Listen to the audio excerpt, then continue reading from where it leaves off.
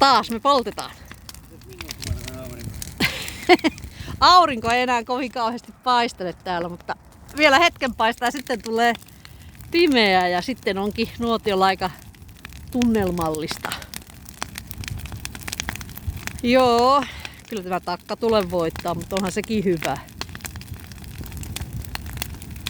Tässä ne on koko kesän maaneet nämä kuivumassa, kun kevät tuli ja ruoho meni kuivaksi, ne ei uskallettu polttaa, kun toukokuun alussa kaadettiin vasta nuo isot seprämennut tuolta talon takapihalta. Ne varjosti koko puolta, koko maisemaa ja koko taloa. Ja nyt aurinko on paistanut taloa hyvin, niin poltetaanpa nämä roskat nyt tästä näin. Kuuki alkaa tuolla nousta. Näkyykö se? Se ei ehkä näy, mutta siinä se on. Tuolla. Aika haaleena vielä, mutta se kohta tulee esille. Eikö mitään muuta kuin rentoutumaan tulee seurassa.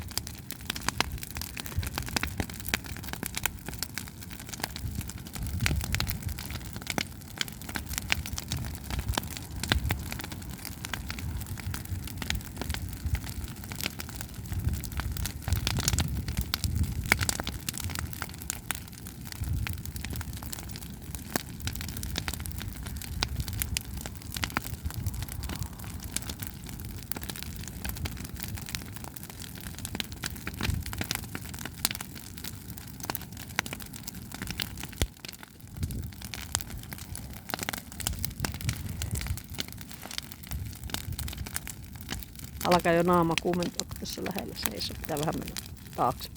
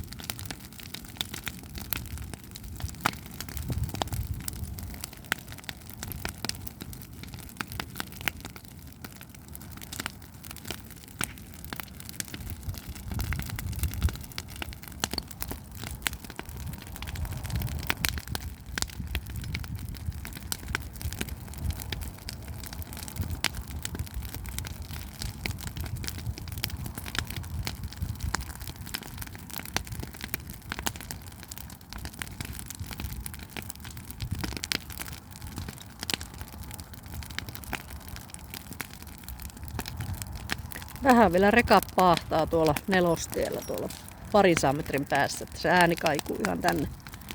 Olisi se kiva kuunnella pelkkää nuotion ääntä, kun kivasti rätisee.